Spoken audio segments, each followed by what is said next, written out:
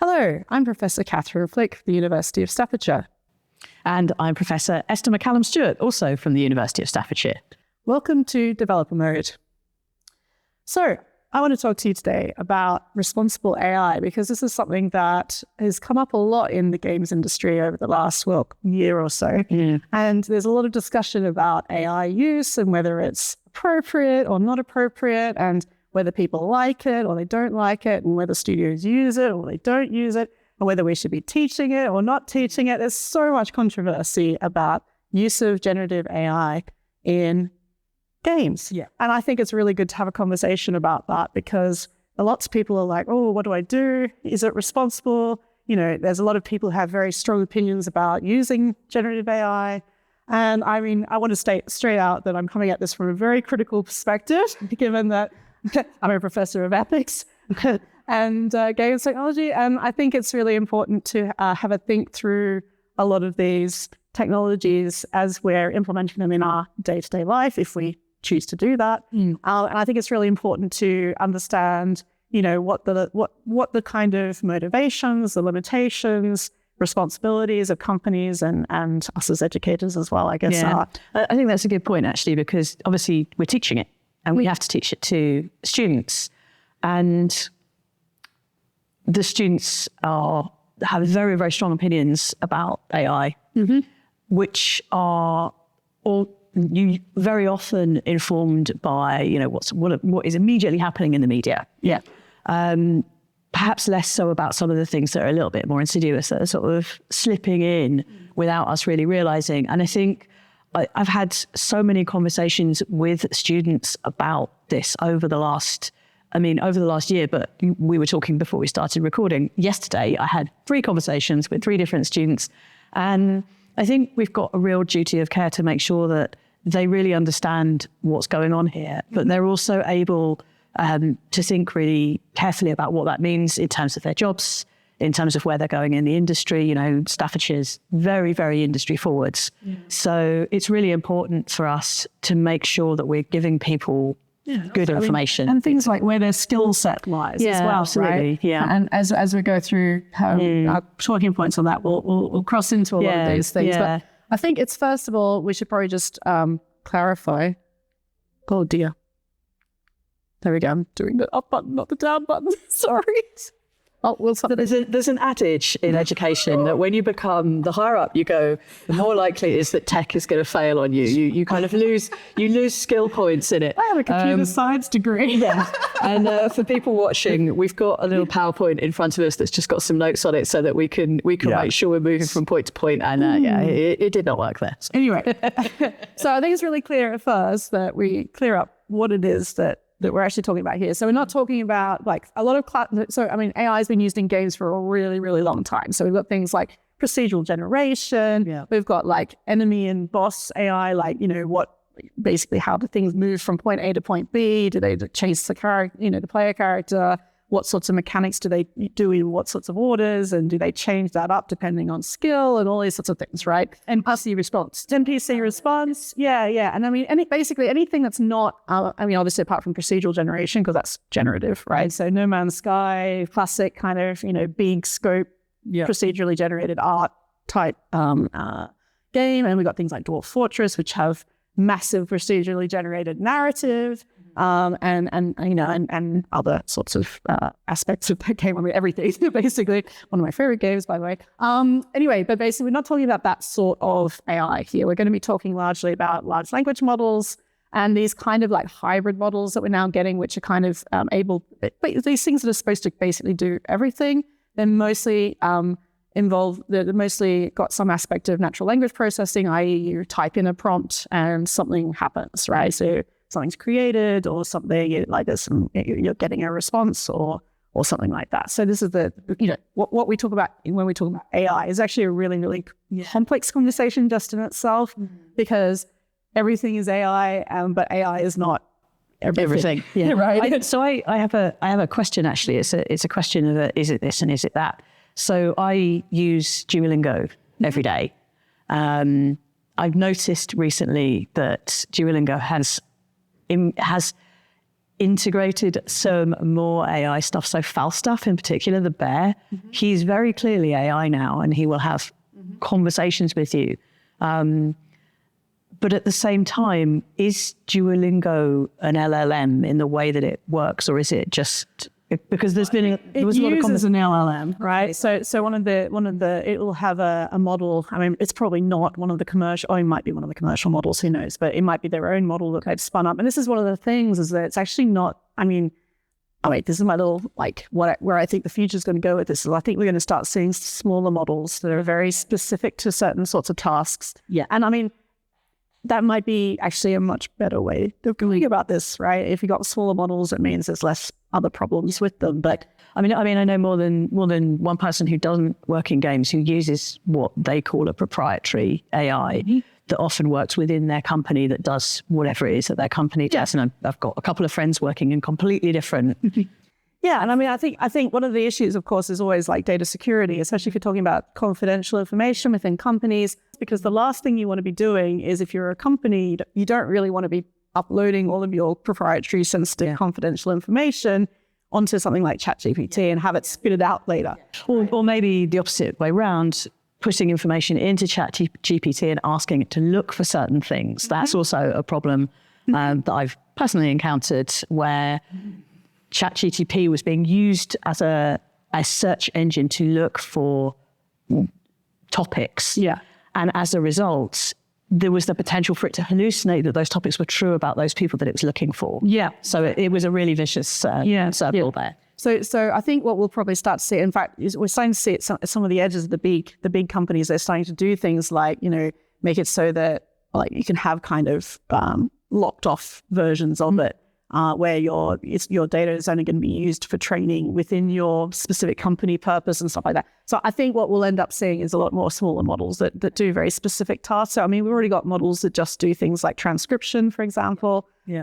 There are models that just do image generation, but at a low quality sort of level, because the trade-offs are always going to be technical in this, right? Because you need the more complex the model, the more hardware you need. And obviously image generation is a really flash fire point. It's, it's one that's incredibly sensitive, absolutely directly affects our industry in multiple ways, and is obviously, a direct challenge to a lot of the students that we have. And again, is something that we kind of need to talk to them about a lot. Yeah, and I mean, I think especially with things like Nano Banana, like the latest Google one, is so hyper photorealistic. Yeah. I mean, we're now down to the point where I follow this person on Instagram that debunks generative AI videos and things, and it's now down to weird things like motion blur on hand movements and stuff like that, which you would just never spot when you're scrolling through Facebook. We're not in the 5 figures.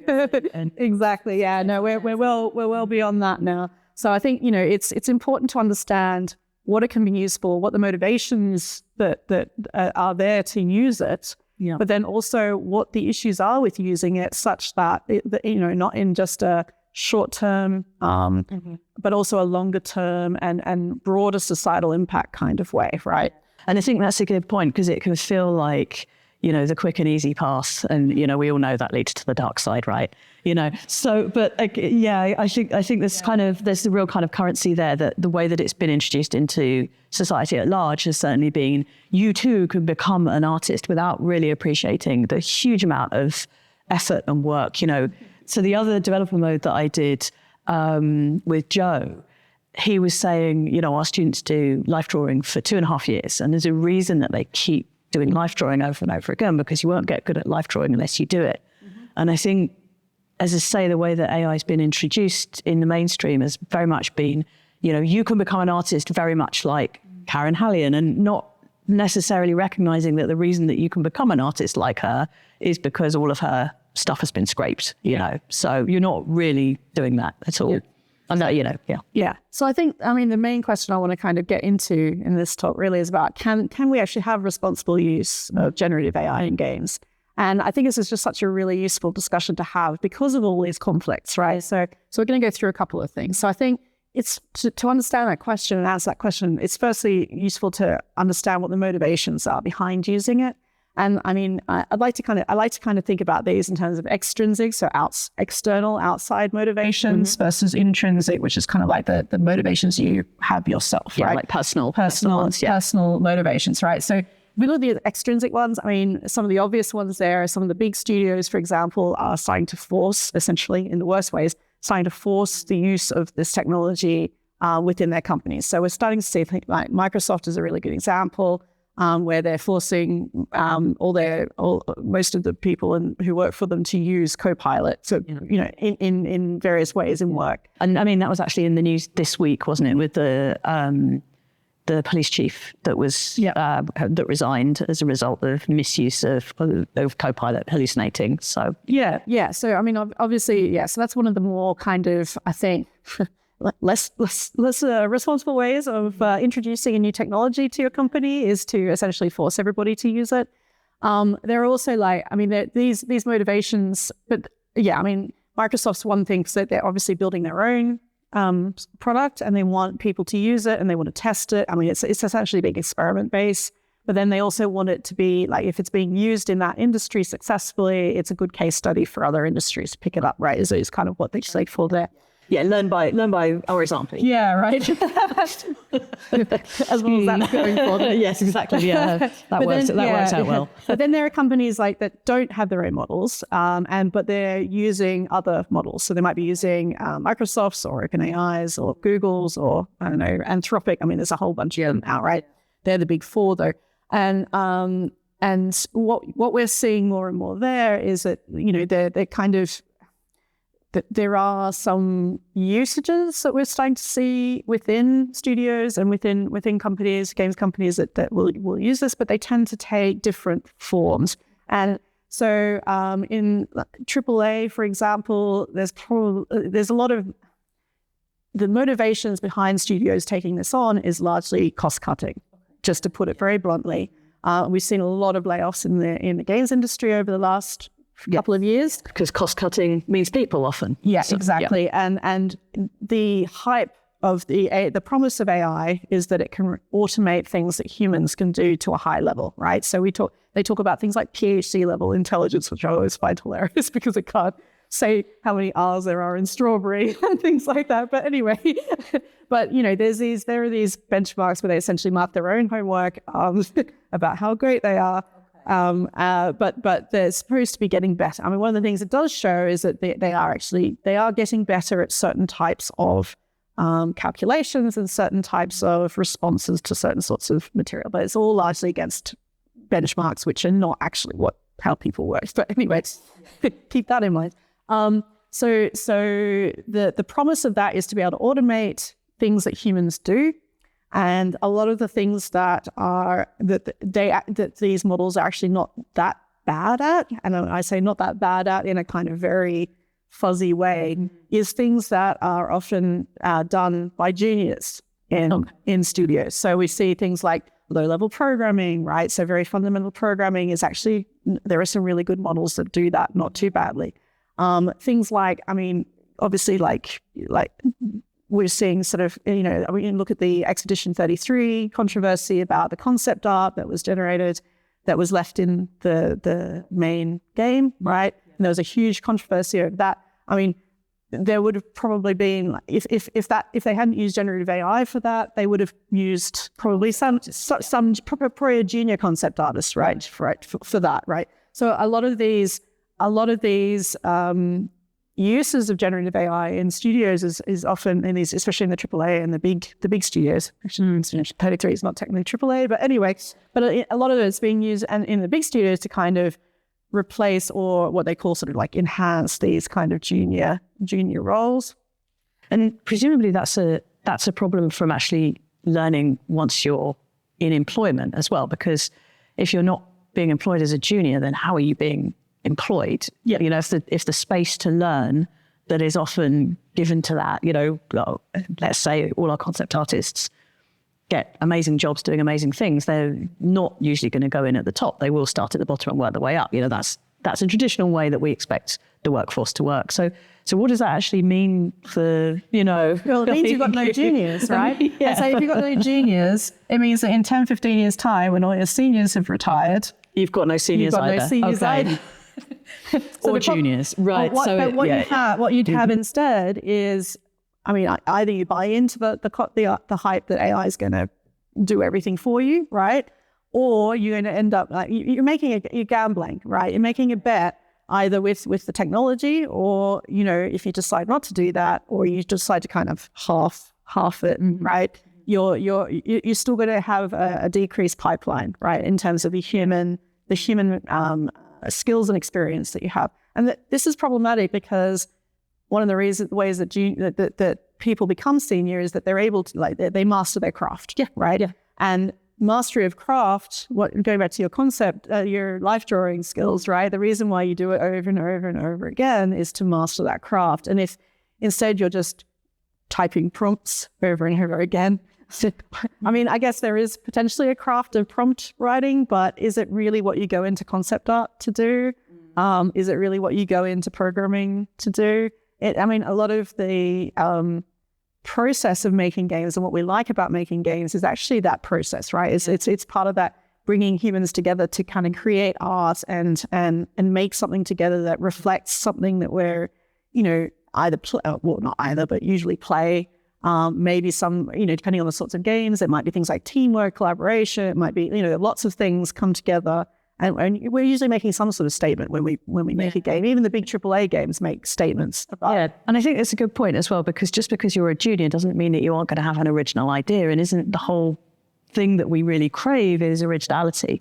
And in fact, in some ways, there is more room for a junior to have original ideas. A senior might be kind of iterating a little bit more. So actually, you're removing that originality as well. I think the point that you make about prompts is a good one. You're prompting it, you're nudging it to create an idea that could be yours, perhaps. I think, again, this is something that I actually said to one of the students yesterday. So I'm dealing with the pre-production students and design students at the moment. So they're not artists, but they are creating design documents.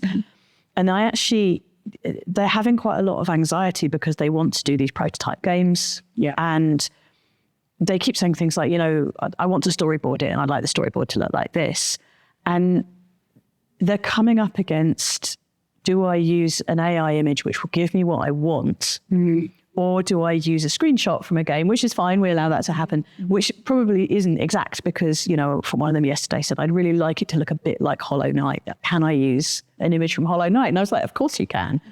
But the temptation is to say, ChatGPT, give me an image that looks like Hollow Knight, but is in fact an anime, from, I don't know, something else. And so again, their anxiety about the things that they can't do and aren't being taught to do because that's not going to be, is very sort of strong. And it was a really interesting conversation with all of them, where that realization that perfect is the enemy of good, but also that we're not looking for you to recreate this perfectly. We just need an idea. And sometimes an idea is just using another thing and saying it might look a little bit like that. You don't need to shove it in Mid-Journey or...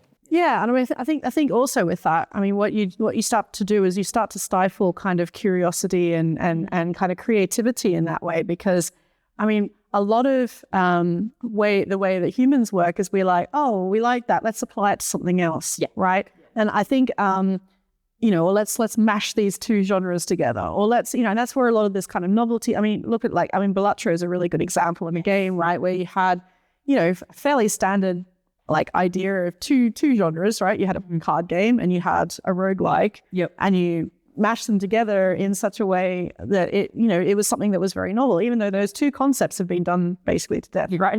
So classic what if as well. Yeah. Exactly. So and that sort of creativity, because generative AI, all it does is mirror what is already within its data, right? It's never going to have a unique idea, because everything basically that is already, the only thing it spouts out is essentially it's already in there. It's something that has already been in there before. And I think you've said to me before, it doesn't think, it just recompiles information. Yeah. So it's a big information bank, and it puts those together. And it reflects not actually thinking. Yeah, it reflects what is already in there. So I mean, I think Shannon Ballard was a really good discussion about how AI is really like a mirror, right? It's a kind of a fuzzy mirror of our realities, because it can't take in experiences. Like, it doesn't have experiences. It can't taste, touch, smell, hear. It can't, feel scared. It can't, have emotions or anything like that. So there's no kind of space for those very human experiences that we have to kind of cross into the creativity side of things, right? And I think that's the juncture of that. I mean, this comes back to like, what are we doing when we make games, right? What is creativity? I think we're actually having to have a lot of these really complex conversations now about what is it to be human, right? In the face of AI, what is it that makes us different, and what are we actually valuing from that, right? And I think a lot of it is novelty. We love novelty. Novelty. We like, things that surprise us, that we haven't seen before. I mean, yeah, sure. Maybe we haven't seen a bunch of the stuff that's already written down in the ChatGPT, data set or whatever. But at some point, we probably will have seen most of it. And it's going to get, we're going to see a lot of very generic blindness. This is only going to get reinforced by the fact that as there's more generative AI material out there, that gets fed back into the data set. And of course, what they kind of prioritize in the return of that data set is stuff that is more common, right? And even saying things like, get me the uncommon things. I mean, it doesn't know what's uncommon. Yeah. I mean, these things are not like, it just, Anyway, so I think there's these like extrinsic, we've gone a little off topic, but there's the extrinsic motivations, which is about, bringing the companies themselves want to save money in a climate that's actually really challenging, right? Yeah. And so to do that, they're trying to automate certain things that might be tedious or boring or difficult and take a lot of time, but is easy to automate. And they can then means they don't have to hire someone to do that, right? Yeah. And so, I mean, on the one hand, you can kind of understand that, especially if it's an indie company, right? A small studio that maybe doesn't have a lot of resources. But, when you get to the big AAA companies that trying to see returns on investment and shareholder value going up all the time, you can see that there's like a kind of a perverse motivation to do that as well. Yeah. And then you've got these intrinsic ones. So why would I'm not saying I don't, don't use AI to make games, but why would somebody use AI in their own practice? And I mean, I think part of it is that people feel like they need to keep up with technology, right? Because it's here, it's a tool. People are using it. What if I don't use it? Am I going to be left behind? People who maybe use it and are required to use it by their companies, they don't have the ability to say, look, I don't want to use it and I'll go find another job, right? Because they Copilot. Yeah, right, through Copilot. So, people who work for Microsoft might be like, well, my Microsoft job's like, I've got a family and I need to feed my family and pay the rent, and that's basically what's doing that. And so I need to keep my job because the industry at the moment is quite tough, and so forth. So there's these different kind of motivations, but then there also might be some people who are like, hell yeah, technology, let's go for it.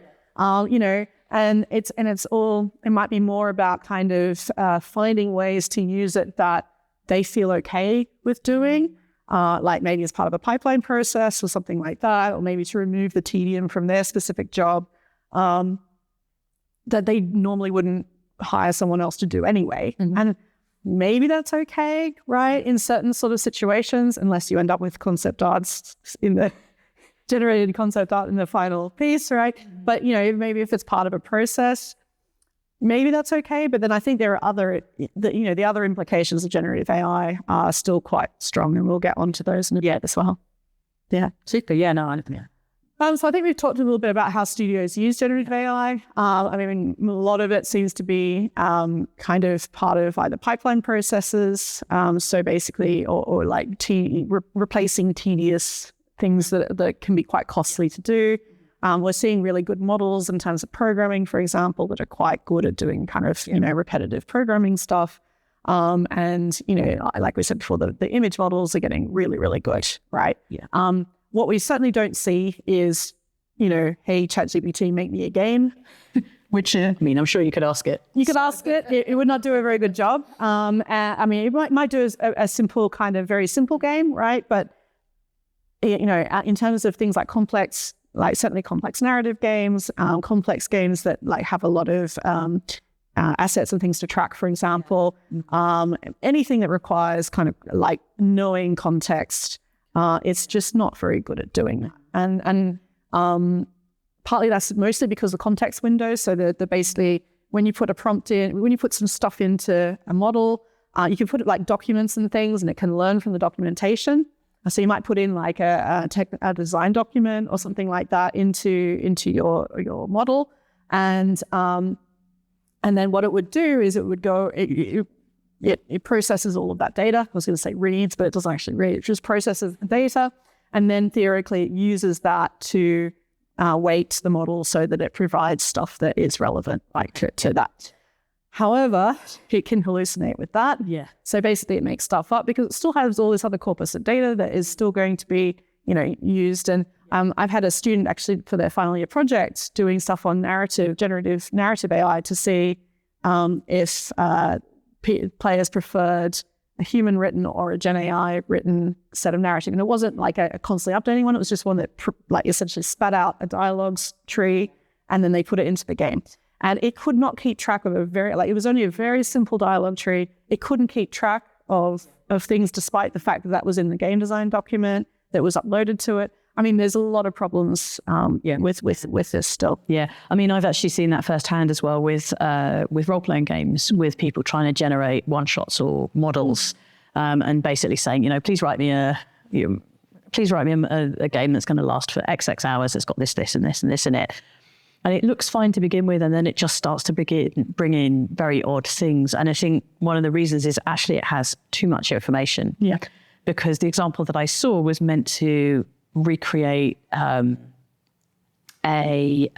what's his surname? Grant. Everyone is Seagulls. Oh, Grant Howard. Howard, yeah. Yep. So it was meant to replicate a Grant Howard game, and it was fine for about the first half a page, and then it just brought in something that it had obviously learned from Dungeons and Dragons. So it brought in a conceit that it recognized as one shot, but it was nothing to do with the style of this person. And obviously that's a very unethical thing to do anyway. To say write me something in the style of is a very problematic thing to have told an AI to have done. But it was really fascinating that it couldn't hold the thread at all. It couldn't keep it together, and it didn't understand what being an individual meant, actually. And that was actually... It starts to unravel really quickly. Very quickly, yeah. So I think, at the moment, it seems like there's some places where it's more useful than others. And these tend, like, the way I think it's probably going to go is more in the kind of Photoshop magic wand way, where there'll be very specific tools that have it embedded for very specific purposes. And, that's probably the best that we can hope for, I say. I think the cat's out of the bag, right? Yeah. I think at some point we have to acknowledge that it is, but I think these more specific uses that are kind of fine-tuned, I think we're going to see, I'm hoping eventually that these generic chatbots will just go away. This is my hope. But I think they will get regulated a lot more. It's for certain. So I think they'll be narrowed down in their scope as well, and I think this will actually drive a lot more development towards smaller tools that complete particular tasks. So that's my hope for how this goes. But I think we touched a little bit on what it is when we make a game, right? And I think it comes back, this creativity thing is just such an important part of this because when it comes down to it, we're making art, right? When we make a game, we're making a piece of art that people, use, they interact with.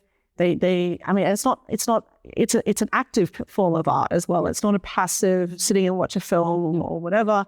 And so people immerse themselves quite significantly within these spaces, and they, it's part of a human conversation, right? And especially for more complex games that are more complex in a narrative sense or more complex in kind of a concept sense in terms of like things like political games and things that are making specific points about society and life and things like that, it feels cheap to kind of farm that out to an artificial intelligence, because I think one of the ways I've had it, compared to for me is would you read an AI novel? And as someone who is well steeped in the novel, the science fiction and fantasy space, I think it's I mean, what would it be like to read an AI generated novel? I mean, I have read an AI generated novel, so. Well, but tell me about it, right? Like, so, I mean, obviously no names or anything, but like, if you reflect on that process, how does it make you feel about that? So I'm going to make a comparison with something that isn't AI generated, but does replicate game. And that is Matt Dinniman's Dungeon Crawler Carl, which are really popular at the moment. Very popular, yeah. And I want to be real clear, Matt, not saying they're written by AI. I want to be really clear here. I'm using you as the example that you are not using AI. So please don't suddenly say you are, but I'm fairly sure you're not. But those books are very, they thrive on their repetition, right? Every book, Carl goes into a new part of the dungeon and he experiences it, and his cat is kind of snarky and a bit naive, and his mates all behave in the same way. And it's a bit like playing a cozy game, actually. The comfort is in the repetition, right? And the comfort is also in the fun of iterating on a theme, right? What's the silly thing that he's been given this time as a weapon, right? What's the crazy situation he's been put in, and how is he going to use explosives to get out of it, right? So there's nothing, as I say, the repetition is the fun bit, right? It's the exciting bit. And it would actually be very easy, potentially, to sort of say to an AI, hey, AI, write me a Dungeon Crawler Carl book that's based on, like there's one of the books is based on a level about trains. So that's, instead of trains, it's based on a university that's like a maze, right? That would be very easy to do, but it wouldn't be able to keep that detail. Because infamously, Matt Dinniman had this spreadsheet that he broke because there's so much detail about everything that everybody's wearing and all the things that they're doing. Now, that's the sort of thing that theoretically an AI could hold in its mind. It wouldn't, though. But it wouldn't. Yeah, because of the context problem.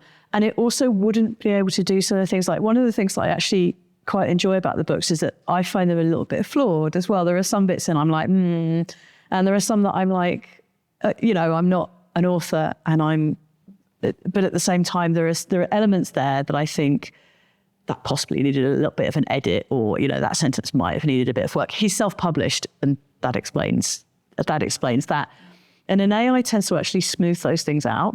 So it gives you this kind of gloss where it's kind of a perfect read about nothing, really. Yeah. And I also can't imagine, the characters are very unique, even though they're archetypes. So you've got you've got like the naive talking cat who is kind of snarky at the same time. Like, that's an interesting combination. But that's very difficult for an AI to replicate, because again, a lot of the jokes that are made are very context specific. Like, certainly AI just doesn't do jokes very well. It doesn't do jokes very well. No. I mean, and one of the reasons it doesn't do jokes very well is because jokes are very different around the world. Yeah. Jokes are very context specific. And they're very contextual. And I mean, I think, like, if you look at Terry Pratchett's novels, right, where a lot of the jokes are based on, they're parody and satire, right? And so, that's very hard that's actually, like, there's a masterful weave of doing that well. Absolutely. And I think, when you look at these sorts of books that do very clever things with their narratives, right? And it's easy to see the human behind it pulling the strings, right? Absolutely. Yeah. And I think also they're often very historically specific as well. Like, there are things in Matt Dinniman's books that you can very much see when they were written. And again, that is not a bad thing. Terry Pratchett. Very much the same with Terry, right? So writing a prompt for that is going to take as long as writing the book itself. At which point, why don't I try write Matt Dinniman fan fiction? There's kind of So I'm sure there's loads and loads out there. But I think, this whole process, though, like, I mean, if there were let's say there were the perfect AI generated novel, would you still want to read that? I think that's a really difficult question to answer, because if you didn't recognize it was AI, the perfect AI novel would be one that you didn't recognize, and you'd be like, oh, wow, Ian Banks wrote 3 more novels. Can't wait. I wish. Right?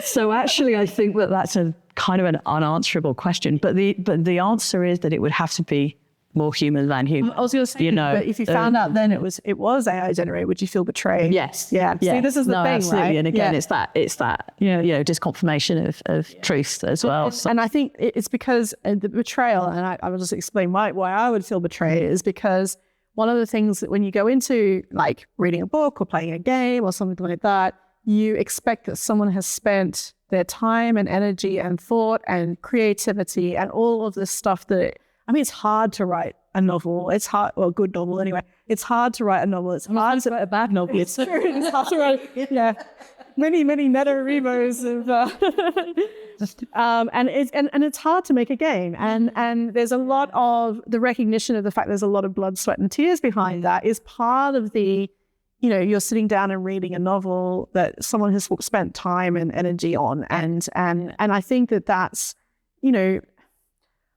I like that. I like the fact that humans are doing cool things, and I like it. It sort of just takes away some of the grit of it for me if it's something that's just been generated by everything. I think one of the things about being human is that we're temporal creatures, right? We don't last. And much as I'd love there to be a whole new set of culture novels, Ian's died. He died in 2014, and the fact that there are a limited amount of books makes the ones that are there, I'm not sure whether writing something indefinitely over and over and over again would be, adds anything to it, and the sort of object permanence I also feel a little bit about that. So I think actually this is a really interesting comparison, because like if you look at some of the novels that have been picked up after authors have died, the half-finished ones, so things like, some of the Douglas Adams and like Robert Jordan, and there are a bunch of authors whose books were so important to finish that they either got somebody else in to write it, and even that just doesn't feel right, does it? Even though it's another human doing it, there's a very specific thing that we like to kind of there's a voice of an author, there's a voice of a of a studio, of a game maker that we look for in these things. And I think also this is where some of the, also in games, when we see some of the like backlash to things like some of the writing, Dragon Age Belgard, right? We both know and love it well, and I think for us, see for example our other developer mode. Yes, exactly. Level of detail. For example our other level of detail on that subject. Well, it got a lot of flack because of the fact that the writing just. There was some very, very good writing, but the game just wasn't quite put together in the usual level of what we would expect from that, and that made us slightly disappointed in it. Yeah, and it used the old books in the game from the previous game, so there was a disjunct between. So there was some, so the mythology didn't quite work as a result of that. And and so the fact that but that was also caused a lot by a lot of cuts within the studio and a lot of changes within the studio. And so we can see the impact that kind of, human choices make on these things. But we still love it, right? Because we can still see the care that went into it, the love that went into it, the fact that they really wanted to respect their audience and deliver the audience something that they thought would be, what the audience deserved, essentially, right? And and they spoke out about all the problems within the studio, and I think largely audiences kind of forgave them and played it and enjoyed it. I think it's the less than perfect thing as well. We don't have to like all of it. We can like bits of it. But we also recognize that it is a flawed thing because it's a human thing. Yeah. I think perhaps fandom online uses that a little bit, but again, not, it's not every fan feels like that, Yeah. If we chucked in generative AI to sort of fill the gaps in the Dragon Age, games, or in the, Douglas Adams, heaven forbid. Have a bit on loot boxes. But I'm thinking more in terms of the narrative, right? It might look smoother, but it also then just might take the rough edges off, which is actually part of what it is that we love about these things, right? So I think this is kind of like that humanity is still so important in making games. Absolutely. Yeah. So we've come through a few things, I think, and I think it's good to talk a little bit about we've talked a little bit about how AI is used and how it might be used and what it might look like. But I think there's like, just to kind of cover off a few things that people often talk about in the, what does responsible use of AI in games look like? And we're running out of a little bit of time, so I'm going to let you talk, and I'm just going to try not to interrupt you on this bit so that we can just close up without another half hour. So easy to do on this topic. Go for it. So I think what we're seeing is like this conflict between the money, the lack of money in the industry, the lack of jobs and things, and like so the scarcity of jobs and game making. So whether that's lack of funding available or layoffs and lack of jobs available and things like that. So we're going to see more AI use. I think just basically straight out there. I know there's quite a few certainly indie studios that are really they probably should be. If you're not Microsoft and you don't have your own model, what you should be worried about is the bait and switch, right? At the moment, everything's free or it's low cost. At some point, these companies are going to need a return on investment and for the stock price to keep going up. So they're going to start turning the screws, and that will mean that things that are being used now for free will probably not remain free. They might involve ads and things like that as well. So this is we're coming to the switch part of bait and switch, right?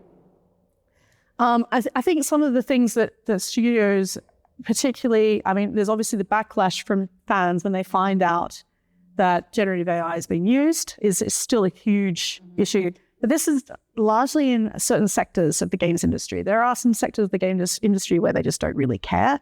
It doesn't matter so much. Some of these tend to be kind of, hate to use the word addictive, but the kind of the games that have more kind of predatory mechanics and things in them.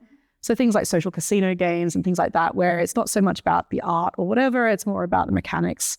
And so in those sorts of spaces and things like crypto games, there's a lot of AI being used in crypto games and things like that.